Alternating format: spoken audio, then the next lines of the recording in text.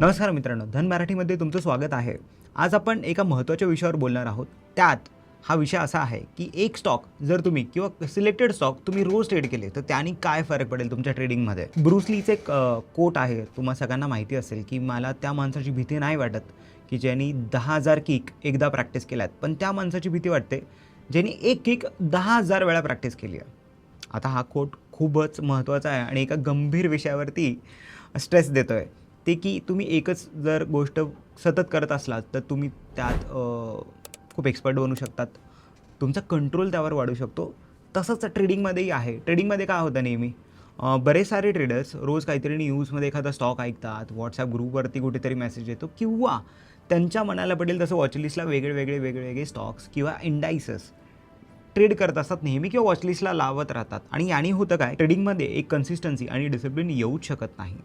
होतं काय की तुम्हाला त्या पर्टिक्युलर स्टॉक आणि इंडेक्सचं माहिती नसते की त्याची मुवमेंट कशी आहे, त्यात कुठल्या प्राईस लेवलला काय होतं, कारण की आपलीसुद्धा हिस्ट्री नसते. भले आपण टेक्निकल ॲनालिसिस बघतोय, बट आपण त्याच्यात एक्सपर्टच नाही झालो, कारण की आपण दरवेळेस वेगळा स्टॉक बघत असतो.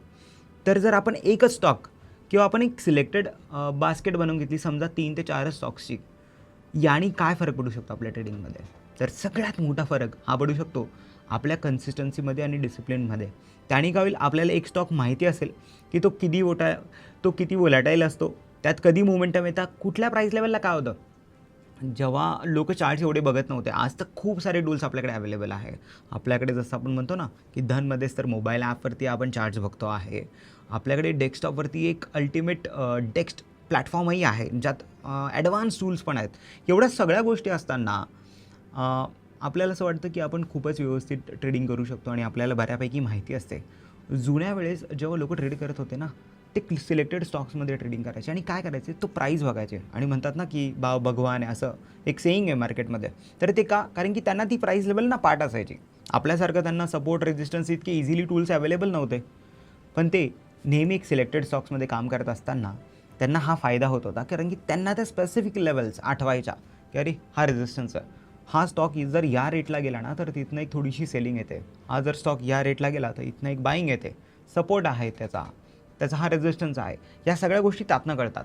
तसंच आज आपण शिकूया की आपण एक 3 ते 4 स्टॉक आपल्या वॉचलिस्टमध्ये लावले आणि एकदम सिम्पलेस्ट स्ट्रॅटेजी जर आपण अप्लाय केली तर का आपण त्याच्यातनं एक इंट्राडे ट्रेडिंग चांगलं सोल्युशन काढू शकतो का, ते बघूया. तर चला, मी तुम्हाला एक वॉचलिस्टला 3-4 स्टॉक्स लावून दाखवतो आणि आपण चेक करूया की ते 3-4 स्टॉक्समध्ये एक सिम्पल स्ट्रॅटेजी जर आपण बनवली तर आपल्याला कसे रिझल्ट दिसतात, का आपल्याला त्यात काही इन्फॉर्मेशन भेटते का, तेही बघूया. तर ते इथे मी वॉचलिस्टला एक 4 स्टॉक्स लावले आहेत. रिलायन्स आहे, HDFC बँक आहे, TCS लावला आहे आणि भारती एअरटेल पण आहे. आपण एक सिम्पल स्ट्रॅटेजी पहिले बनवून घेऊ की जर मला रोज एकच स्टॉक ट्रेड करायचा तर काही सिम्पल इंडिकेटर्स चूज करू.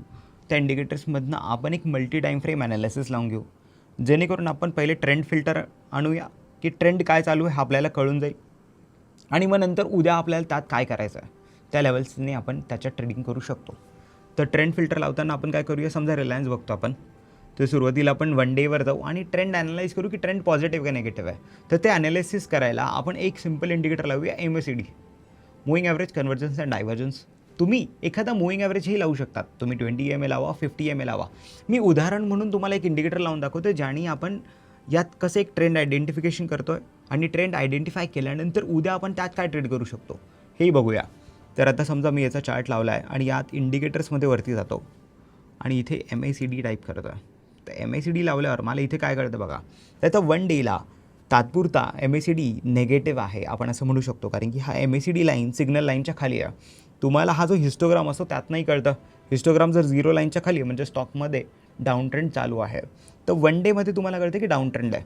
आपण थोडंसं मागे जाऊया आणि बघूया की पॉझिटिव्ह ट्रेंड, हा जो मागचा ट्रेंड जो काय होता तो कधी होता, तर तो इथे पॉझिटिव्ह झाला होता. आपण एक पॉझिटिव्ह ज्या दिवशी होत आहे तिथे एक मी व्हर्टिकल लाईन लावून टाकतो, म्हणजे आपण, कारण की आता इंट्राडे टाईम फ्रेमवर जेव्हा जाऊ तेव्हा आपल्याला कळेल की ह्या दिवसानंतर मला पॉझिटिव्ह ट्रेड बघायचे आहे. कधीपर्यंत बघायचे, तर मी इथे जेव्हा तो नेगेटिव्ह क्रॉस झाला तिथे एक अजून एक व्हर्टिकल लाईन लावतो.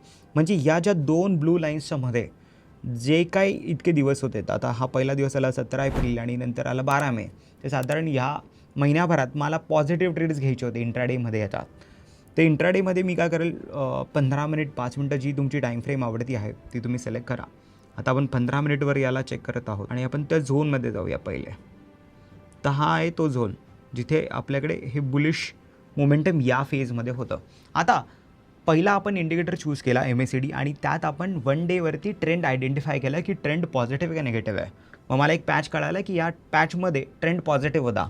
म्हणजेच काय, ट्रेंड जेव्हा आयडेंटिफाय केला की हा ट्रेंड जर पॉझिटिव्ह असेल तर मी या पॅचमध्ये ह्या दिवसांमध्ये फक्त पॉझिटिव्ह ट्रेडच घेईल. म्हणजे काय, जेव्हा मार्केट वर जाणारे इंडिकेशन मला देईल तेव्हाच मी बाय करेल. आता तुम्ही VWAP लावा, तुम्हाला परत मूविंग ॲव्हरेजच यूज करायचे तर परत MACDच यूज करा किंवा जो तुम्ही मूविंग ॲव्हरेज लावला होता, सुपर ट्रेंड लावला होता, जे काही इंडिकेटर लावले ते परत तेच यूज करा. मी एकदम सिम्पल ठेवायचा प्रयत्न करतो आहे. आपण MACD वापरत होतो 1 डेला, आता आपण 15 मिनिटवरही MACDच लावूया. 15 मिनिटवर जर MACDनी मला परत बाय सिग्नल दिला, सेल दिला, तर मी सेल नाही करणार. का, कारण की माझा जो प्रायमरी ट्रेंड आहे, मी 1 डेवरनं जो ॲनालाइज केला तो पॉझिटिव्ह आहे. मग आता मी काय करेल, परत मला जर 15 मिनिटावर पॉझिटिव्ह क्रॉसवर मिळालं आणि कॅन्डल्स आणि स्ट्रक्चर पॉझिटिव्ह आहे तर मी तिथे एंट्री घेईल. मी परत त्याला राईड करेल जोपर्यंत तो मला एक्झिट नाही देत आहे. तर आता या सगळ्या फेजमध्ये आपण परत खाली बघूया की MACD पॉझिटिव्ह कधी होतं. परत पहिल्यांदा जर इथे आपण ऑब्झर्व करू तर इथे आपल्याला दिसतं की ऑलरेडी पॉझिटिव्ह चालू, म्हणजे माझ्याकडे फ्रेश एंट्री आलेली नाही आहे. पहिले निगेटिव्ह क्रॉसवर होऊ द्यायला लागेल. क्रॉसवर झालं, मार्केट खाली जातं आहे. इथे साधारण पॉझिटिव्ह थोडंसं झालं तर, बट आपल्याला आपल्याला ट्रेड चेकही करूया, समजा तेव्हाही ट्रेड मिळतो आहे का ते बघून घेऊया मायन्यूटली. आपण काय करतो, याला आपण ऑनलाईन म्हणजे आपण चार्टवर बघून एक सिम्पल बॅक टेस्टिंग करतो त्या इंडिकेटरवर. इथे समजा तुम्हाला पॉझिटिव्ह क्रॉसवर मिळाला, ह्या रेंजच्या आसपास मिळते तो, आणि हा पॉझिटिव्ह क्रॉसवर कॅन्डलचा आहे 1370. पुढच्या त्याच्या कॅन्डलपर्यंत तो परत नेगेटिव्ह क्रॉस झाला इथे, ह्या कॅन्डलला आपण असं म्हणूया. आपल्याला तेव्हा कळालं 12:30 वाजता, आणि त्याचा लो आहे 1367. म्हणजे 1370ला घेतला आणि 1367ला साधारण 3 रुपयात एक स्टॉप लॉस हिट झाला आपण असं म्हणूया. आणि क्रॉसवर खाली आल्यामुळे परत तुम्ही एक्झिट केला. आता खाली चाललं तर आपण शॉर्ट नाही करत आहे. शॉर्ट का करत नाही स्टॉक इंट्राडेला, कारण की आपला जो बायस आहे आत्ता ॲज ऑफ नाव, जे आपण ट्रेंड आयडेंटिफाय केला तो बुलिश होता. म्हणून मी परत जोपर्यंत पॉझिटिव्ह क्रॉस होत नाही तोपर्यंत वाट बघतो. आता मला काय झालं, इथे पुढे पॉझिटिव्ह क्रॉसवर मिळाला आहे. आता आज सकाळी 9:45ला आहे, 22 एप्रिलला सकाळी भेटतो क्रॉसवर. म्हणजे आपल्याकडे दिवसभराचा वेळ आहे इंट्राडे करता, तेही आपलं बघण्याचं खूप महत्त्वाचं आहे. टायमिंग, जर तुम्हाला तो पॉझिटिव्ह क्रॉसवर साधारण 2:45-3ला मिळाला तर अर्ध्या तासात पैसे बनवणं खूप मुश्किल आहे स्टॉक्समध्ये स्पेसिफिकली, कारण की तेवढं मोमेंटम नाही आहेत. आपण इंडेक्सवर किंवा त्याच्या ऑप्शन्सवर नाही ट्रेड करत आहे. आपण ही स्ट्रॅटेजी स्टॉक्सच्या इंट्राडे ट्रेडिंगवरती अप्लाय करून बघतो आहे. तर आता इथे मला या कॅन्डलचा हाय जेव्हा मला पॉझिटिव्ह क्रॉसवर मिळालं, आपण सेकंड कॅन्डल बघूया, 1356 रुपये. आपण असं समजूया मी हायला विकत घेतो आहे. ही कॅन्डल जेव्हा क्लोज झाली मी याच्या हायला विकत घेतलं 1356ला. याच कॅन्डलचा लो होता 1350, 49 आहे तर 1350 आपण बघूया. तर 56 आणि 50, 6 रुपयाचा स्टॉप लॉस होता 1300 रुपयाचा स्टॉकवर. तर आता आपण बघूया की हा पुढे जेव्हा नेगेटिव्ह क्रॉसवर देतो तेव्हा त्याची प्राईस काय आहे.